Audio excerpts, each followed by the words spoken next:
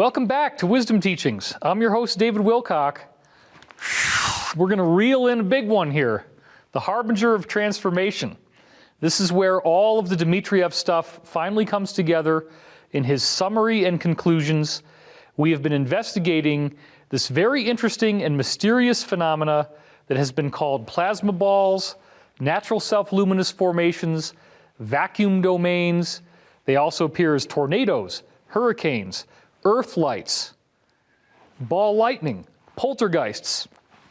All these different phenomena have a unified explanation in which hyperdimensional energy is downshifting into our reality. And remember, when we had the Searle effect replicated by the Russian scientists Roshin and Godin, they were able to create these domain walls where you put your hand in there and you feel cold and magnetic energy.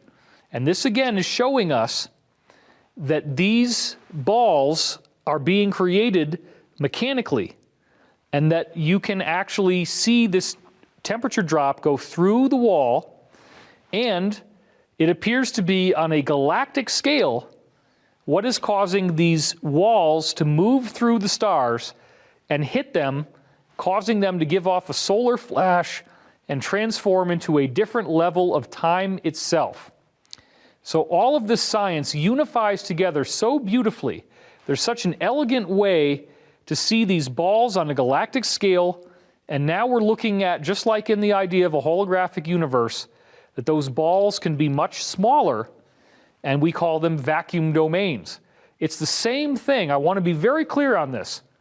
The physics is no different between what would power a tornado or a poltergeist or the earth lights in Norway and what's happening on a galactic scale. And when our sun gets hit with this cloud, there's a whole bunch of very smaller versions of the same thing that come blasting out.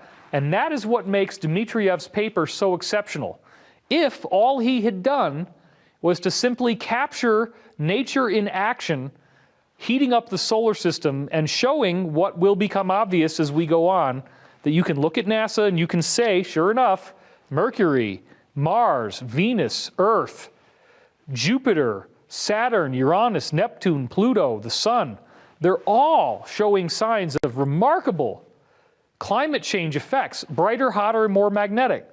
Even if all he did there was to discover that, that would be amazing.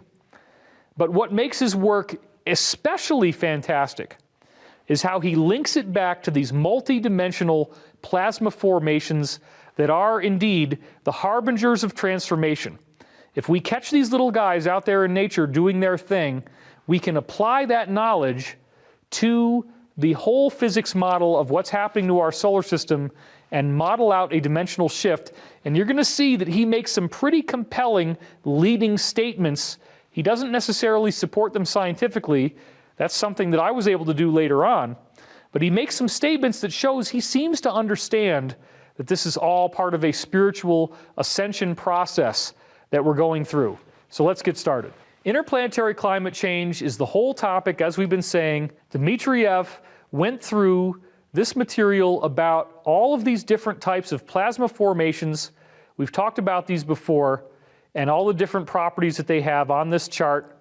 We talked about his paper with kimberlite pipes, where diamonds actually form, apparently because time is being accelerated by these balls, and thus crystals that should take a very long time to grow actually grow quite, because time is being accelerated by these balls, and thus crystals that should take a very long time to grow actually grow quite spontaneously. You feel the explosion, you can chart out where it is, you dig down where the explosion is, and boom, you get diamonds.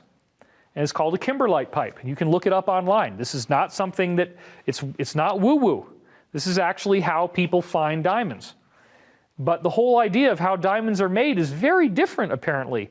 It doesn't take millions of years under very high temperature and pressure. It can be caused in these very unique circumstances. And we also saw his research into tornadoes. In this paper, the electrogravidynamic concept of tornadoes. And again, we're not getting into all the details here. But getting back to his paper, Planetophysical State of the Earth and Life, where we left off last time, he said that the increase in the frequency and scope of these natural self-luminous formations in the atmosphere and in geospace, the Earth, forces us to wake up and take notice. That's putting it mildly. The processes of generation and the existence of such formations spreading all over the Earth represents a remarkable physical phenomenon. And here again is that picture and the Bellerica flame where it rolls up into a ball flying out of the Earth. Now he talks here about how mysterious these are. What is most unusual about these natural self-luminous formations is that while they have distinct features of well-known physical processes, they are in entirely unusual combinations. They are accompanied by process features which cannot be explained on the basis of any existing physical knowledge. So, there is a very interesting model of physics that was done by a Russian scientist named Terletsky. And that's Terletsky. And Terletsky's theoretical mapping out of how gravispin, as two fields working together, interacts with electromagnetism, electrostatic and magnetic working as one wave. So in the Terletsky model, you have gravitation and spin working together, electricity and magnetism working together, and then they interface in a complex series of relationships that he happens to call a quadrigue, Q-U-A-D-R-I-G-U-E. So these are called the Terletsky quadrigues, and it literally unifies electromagnetism and gravity, which is the whole key to anti-gravity and free energy. Because you can tap gravity spin and turn it into electromagnetic energy, and you're never going to run out of gravity. There's plenty of it. So we don't ever need to worry about energy again. And this same phenomenon, interestingly enough, can then be applied mathematically to study and map out and theoretically predict all the weird behaviors of these so-called vacuum domains, including their explosions, their levitation capability, all of this strange stuff that they do. It's all part of a very robust mathematical model, and I admit that some of it, when I was reading it, went way over my head because there's all these equations in some of Dmitriev's papers, but he's got the hard science, and other scientists, I hope, after we put this information out there, will be able to follow up on this and integrate more of this into their existing models to bring everything to the next level. I don't have the ability to do all of that and publish those high-level technical papers in mainstream journals, but the science is already there for that to be done. It's just that there has been so much oppression that I have to work more like a journalist and a researcher putting this together without necessarily being able to identify every last bit of mathematical rigor that these guys are using. But you see how well their data lines up, and you can tell that they are onto something very compelling. Now let's keep reading. Cannot be explained with any existing theories. Features of intense electromagnetic processes are being found in the space inside and near these natural self-luminous objects. Yes, there's a lot of electromagnetic energy, and you can harness it for free energy. And now he's going to list some of the features. It includes intense electromagnetic emissions ranging from the micrometer wave band through the visible spectrum, creating visible light, all the way up to television and radio wavelengths. Electric and magnetic field changes, such as the breakdown of electrical equipment. That's one of the things that's associated with poltergeists and sometimes tornadoes as well, that electrical equipment suddenly powers down. These natural self-luminous formations, they can suck the power right out of something, because in that case, they're taking electromagnetic energy that's in your circuit and they're converting it back into gravity. Because in these little balls, one flows into the other. And so it can literally suck the electricity out. And the magnetization of rocks and technical objects, that's also very interesting, because normally rocks are not supposed to be magnetic. That's supposed to be the result of iron, which is why in the mainstream physics models, the Earth's core has to be made of iron, because that's the only thing they think is magnetic. They're not even able to see that the Earth's core could be plasma. As I've said before, iron has a thermal breakdown where it no longer is magnetic at a much lower temperature than what you get as you go down beneath the surface of the Earth. So it can't be an iron core. It doesn't even make any sense. It's plasma. But wait a minute, these formations can magnetize rocks? Yes. You can so energize a non-magnetic material with these exotic fields that they will literally become magnetic. And this also seems to explain the strange phenomena of certain people who can psychically generate this energy on their own, and they're able to put spoons, metal spoons, on their bodies and actually become magnetic. There's lots of paranormal research that's been done on these people who can generate measurable magnetic fields, like with their fingertip or on the surface of their skin, and mainstream science just completely overlooks that stuff. But it all gets back to the idea that we can generate these vacuum domains with consciousness. And that's the key to learning how to levitate yourself, learning how to have the ascended abilities. It's the ability to consciously generate these fields, these power bubbles, with your own mind and your own spirit. Now let's continue. They also can create destructive electrical discharges, a huge surge of electromagnetic energy. Gravitational effects such as levitation, that's your tornado and your poltergeist. And there are other mysterious phenomena as well, which he goes into in his other papers. So now we're going to get into the summary of all this.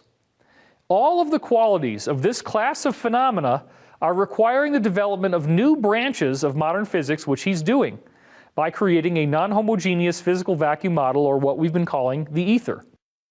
An advancement of the sciences in this direction would allow us to reveal the true nature of these natural self-luminous formation objects, which are acting upon our geological, geophysical, and biospheric environment, and on human life.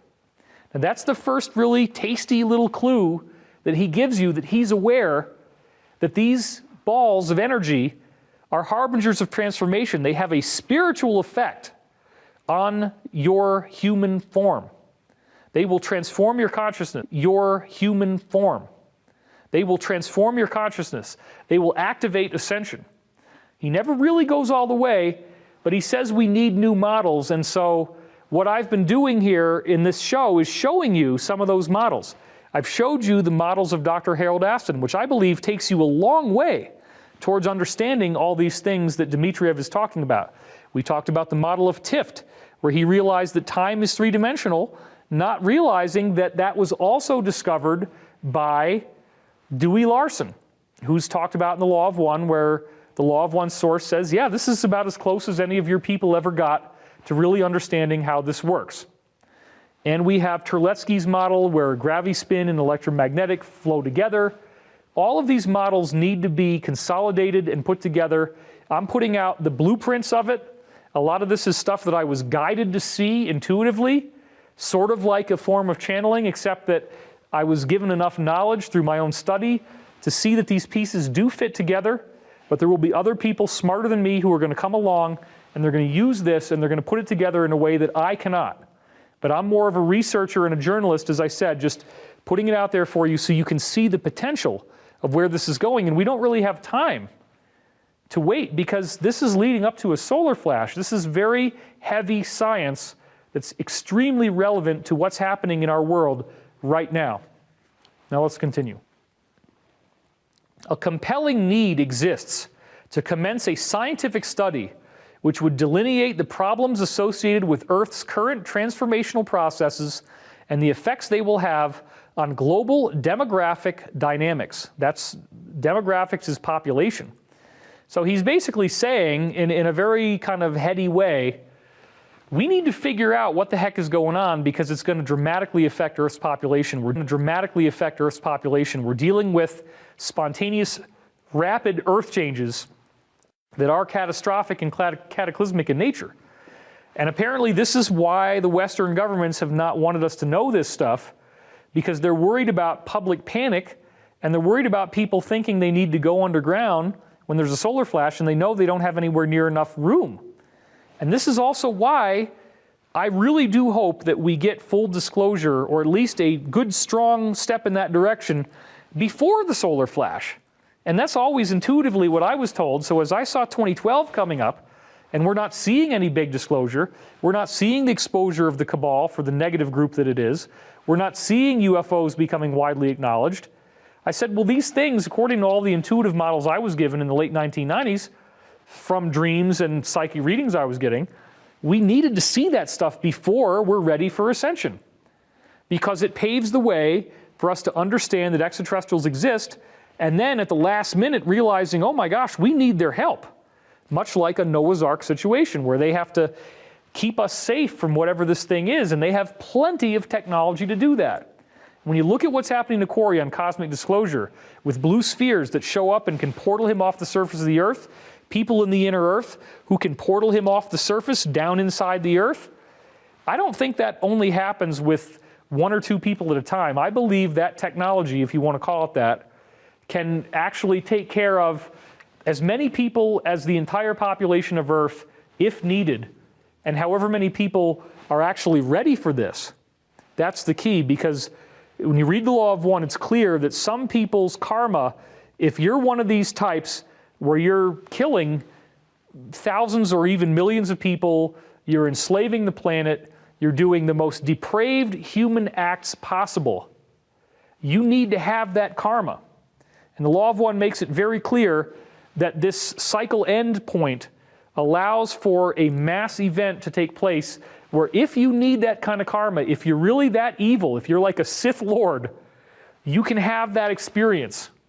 You can clear your karma very quickly by going through an end of the world scenario, and you wouldn't even necessarily realize that perhaps systems like the blue spheres and the inner Earth portal technology have removed people who do not need that karma from the game, so they're not going to be affected by it.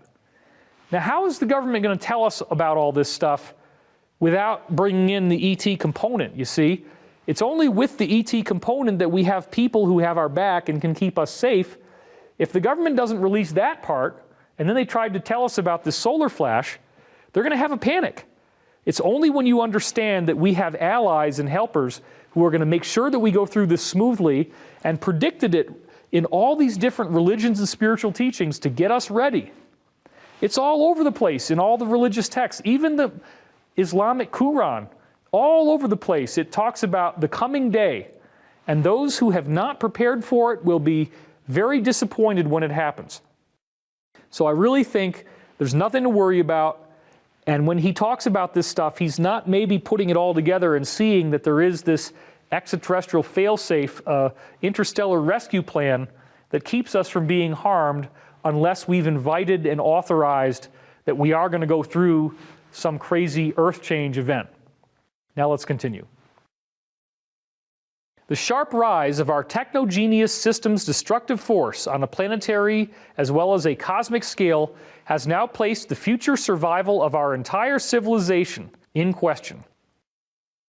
The situation that and is herein assumed to be caused by the underlying fundamental auto-oscillating space physical processes, wow, it's getting really deep geek speak here, of continuous creation that have shaped and continue to evolve our universe. So the key there again is that the situation is being caused by an external, interstellar, cosmic space origin.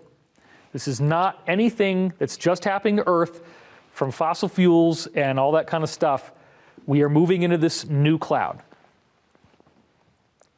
The response to these interstellar energy and matter injections into our heliosphere has been and continues to be a series of newly observed energetic processes and formations on all of the planets, between the planets and their moons, and the planets and the sun.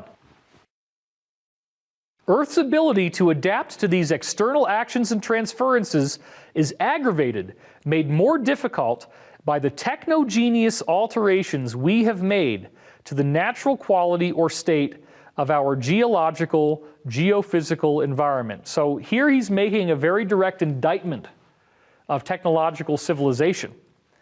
He is not giving the globalists a free pass. Oh, don't worry about it because you can do whatever you want. This is just interplanetary climate change. No, he's saying that the fact that we're using electromagnetic power grids, that it's actually sucking the ionosphere down so that the jet stream is actually coming down, the Van Allen belts are hitting the ground. That's caused, as he said, by the power grid. And when it hits certain ley lines, which the Russians know very well about, as we'll get into in later episodes. So we're not helping by doing the things that we're doing, we're actually making it more dangerous, and that's an important point. Now let's go on. Transformation, and he's going to get really specific. There are reasons favoring, I love this line, there are reasons favoring or pointing to the fact that a growth in the ethical or spiritual quality of humanity would decrease the number and intensity of complex catastrophes. Wow. Now that ties in very nicely with the pyramid model that I was giving you in the pyramid season that we did. Remember, the pyramid alone, just building a pyramid out of cheap PVC pipe and fiberglass, 144 foot tall was as tall as they were. They reduced severe weather, the storms would blow around it. They reduced earthquake activity, they reduced volcanic activity, they made people nicer. They cleaned up radioactive water from Chernobyl so that the well now is pumping clean water. Oil pumps out of the ground better, crops grow up to 400% better, and it eliminates all known types of disease. It makes people psychologically healthier. They put the granite from pyramids inside prisons in Russia, and all these violence problems went away, and people got off of hard drugs and alcohol addictions. So clearly, this energy that the pyramid harnesses is somehow directly involved with consciousness. And so the spiritual level of humanity could actually be attracting those natural self-luminous formations or vacuum domains, so that if we're in a chaotic area, as I said before, we're pulling those things up out of the ground, they hit the fault line, they explode, they create new matter, and the fault line slips. And then we get a karmic balancing. And that's what so many ancient traditions, which came from the gods, came from extraterrestrials, they've always been trying to tell us this. It's James Lovelock's Gaia hypothesis, the name of our network. The idea, which came from the gods, came from extraterrestrials, they've always been trying to tell us this. It's James Lovelock's Gaia hypothesis, the name of our network. The idea that this whole Earth is functioning as a conscious being, but it's not doing its own thing, it's our consciousness, it's what we think that's co-creating the effects that we see. Now he is not necessarily making enough of a scientific proof of this, but remember he's coming out of Russia in which they have the history of Kozyrev, where he was showing that torsion fields that can be mechanically generated by things like shaking a weight up and down, and the torsion field detector points at the weight, he could also get the same needle to point to him when he has a sudden emotional reaction, like he's reading The Temptation of Mephistopheles about this guy Faust who makes a deal with the devil. And he'd been in the Stalin's concentration camp. So there is a connection between consciousness and energy, and the Russian scientists know that better than anybody. So he doesn't actually do all that homework, but he's speaking here off of knowing that this is a spiritual change, and the more ethical and spiritual we become, the smoother we will go through this transition. It's really remarkable to see a mainstream scientist from Russia making this claim, but that's Russian science for you. It's very advanced. It has become vitally important that a world chart should be prepared setting forth the favorable and the catastrophic regions on Earth, taking into account the quality of their geological and geophysical environment, the variety and intensity of cosmic influences they're experiencing, and get this, the real level of spiritual and ethical development of the people occupying those areas. Isn't that stunning? Now, nobody's actually doing this. Maybe if our show ends up being watched by millions of people in a type of full disclosure event, now maybe it'll be taken seriously, because what he's really saying is we have to look pragmatically at the level of ethical and spiritual development in a given area, because that attracts catastrophic activity. And the more that we understand this, the more that we can protect ourselves against this type of disaster from taking place, and that is a good thing. Now let's go on and read what he talks about with the natural self-luminous formations, because they are the harbingers of this change. Hundreds of thousands of these natural self-luminous formations are exerting an increasing influence upon Earth's geophysical fields and its biosphere. We suggest that the presence of these formations is the mainstream precedent to the transformation of the Earth. So he knows what these things can do. He knows how powerful this new physics is, and there's hundreds of thousands of these, and the weird effects that they do are actually not only transforming our environment, they're transforming us.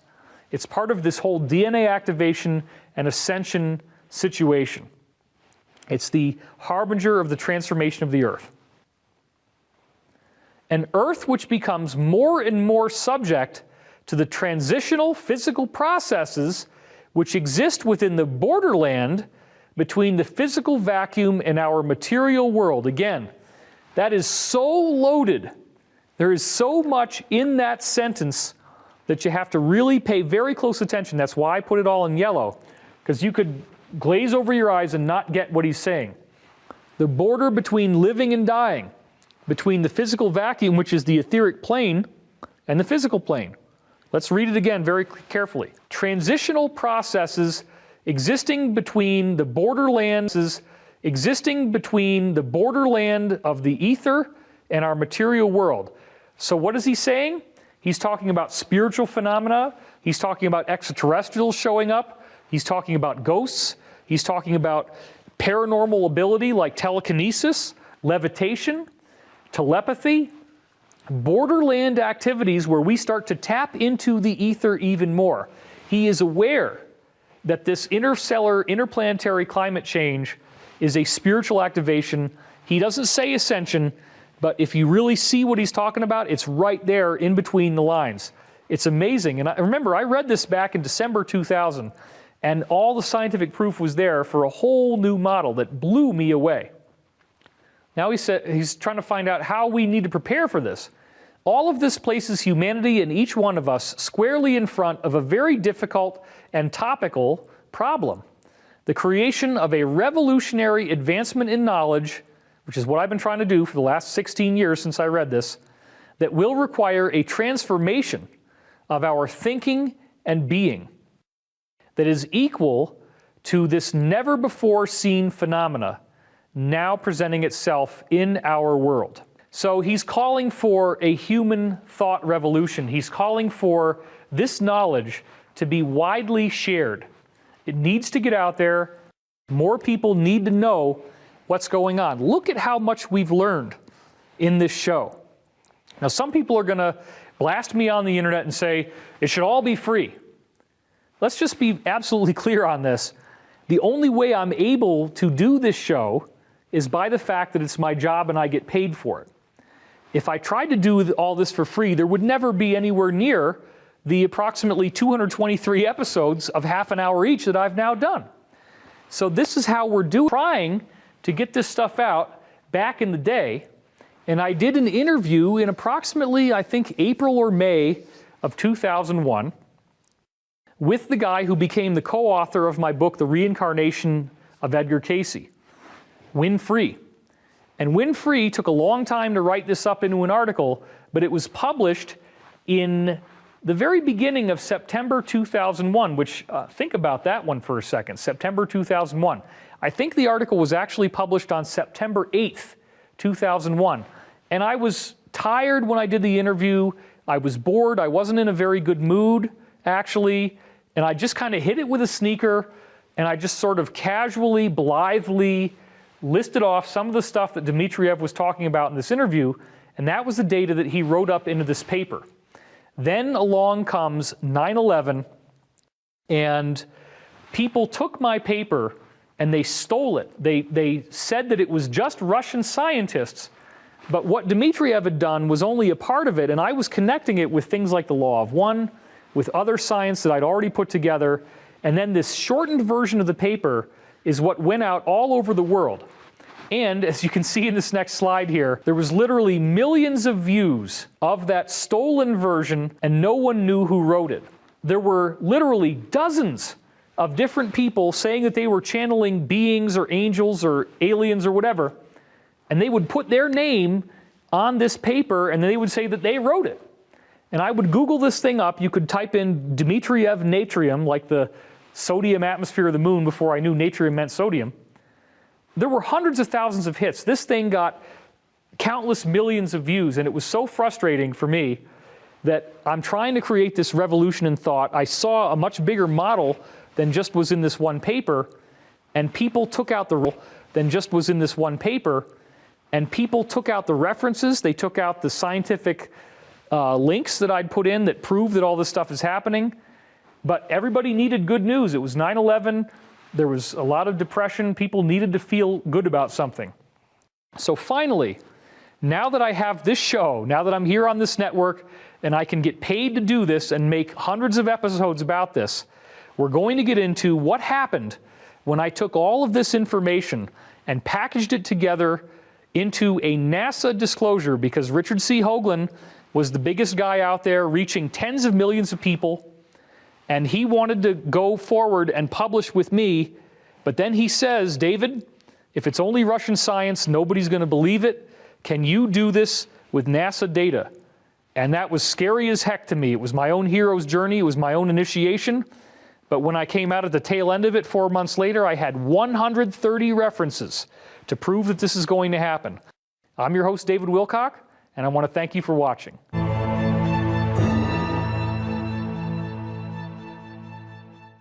This is David Wilcock, and I am bringing you an end-of-the-season message. I'm not going to be on this set anymore, and we're taking just a little bit of time off for the summer. We're coming back on August 14th with an entirely new, souped-up set for me, and we're going to be bringing you a lot more production value in each episode than we've already been doing, and it's already been ramping up. Now it's going to ramp up a lot more. And to inaugurate that change, I'm going to be launching into a new section and kind of jumping ahead a little bit, because we were talking about interplanetary climate change and the idea that there are physical changes in our solar system corresponding to this charge up that could lead to the solar flash. I've been doing a lot of science, and so what I'm going to do in this next season to start it off, is bringing you information about the prophecies of the solar flash, the prophecies of ascension.